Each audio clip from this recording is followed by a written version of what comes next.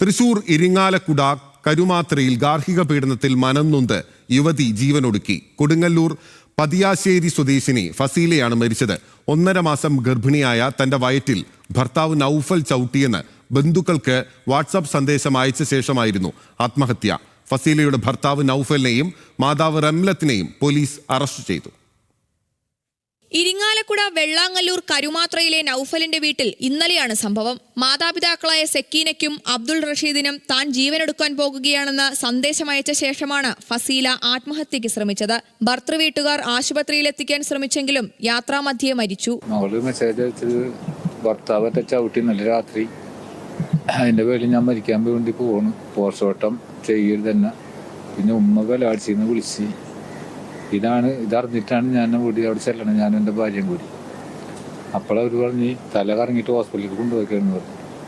ഞാൻ അങ്ങനെ ഉടനെ മോഡേൺ ഹോസ്പിറ്റലിൽ വന്ന് ഡോക്ടറെ കണ്ടപ്പോൾ ഡോക്ടർ പറഞ്ഞ് മരിച്ച് കഴുത്തിൽ പാടുണ്ടെന്ന് പറഞ്ഞു.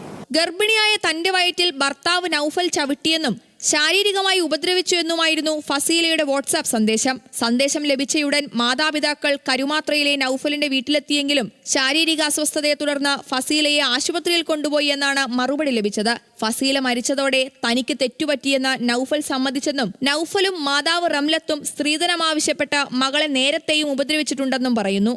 സ്ത്രീധനം ഞാൻ കൊടുത്ത 16 പവന്റെ സ്വർണ്ണമാണ്. പക്ഷെ ഒരു ദിവസം തള്ള വിളിച്ചിട്ട് പറഞ്ഞ് എൻ്റെ മോനിക്ക് അധികം കൂടുതൽ കിട്ടേണ്ടതായിരുന്നു, നിങ്ങൾ എന്തുകൊണ്ടാണ് കൊടുത്തത് എന്ന് എന്നോട് എൻ്റെ ഭാര്യനോട് ചോദിച്ച്. ഇതൊക്കെ മോള് വിളിച്ച് പറയും, പക്ഷെ ഞങ്ങളോട് ചെല്ലണ്ടെന്നും പറയും. ഇത്രയും ബുദ്ധിമുട്ട് അനുഭവിക്കുന്നുള്ള വിവരം നമുക്കറിയില്ലായിരുന്നു.